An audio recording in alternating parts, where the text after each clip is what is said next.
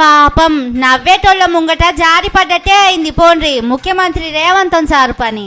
ఇప్పటికే పబ్లిక్ తిట్లతోని పరేషాన్ అవుతుండు. పాటోళ్లు సోషల్ మీడియాలో పోల్ పెట్టి దేశమంతటా పరువు తీసిండ్రు. ఇది జాలదని షేయిపాటి ఎమ్మెల్యేలు ఉంకోలొల్లి మోపు చేసిండ్రు.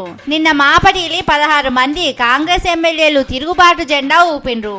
ముఖ్యమంత్రి వాళ్ళ అన్నదమ్ములు మంత్రులు మమ్ములను పని చేసుకొని ఇస్తలేరు, మస్తు తిప్పల పెడుతున్నారు, బిల్లులు ఇస్తలేరు, పర్సంటేజీలు అడుగుతున్నారని జంగు మొదలు పెట్టిండట.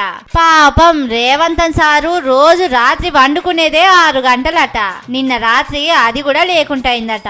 ఓ దిక్కు కారు పార్టీలకి వెళ్ళొచ్చిన 10 మంది కొలువులు పోయేటట్టున్నాయి. ఇంకో దిక్కు షేయిపాటోళ్లు 16 మంది పోరు మొదలు పెట్టిండ్రు.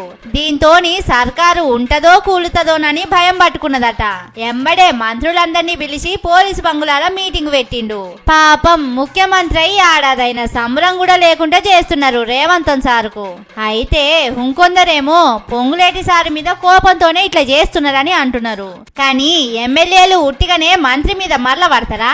ఆ వెనకాల ఎవరో పెద్దోళ్లే ఉన్నారని అంటున్నారు. అప్పట్లా పొంగులేటి సారు ఊకూకే నెంబర్ 2 అని చెప్పుకున్నాడు.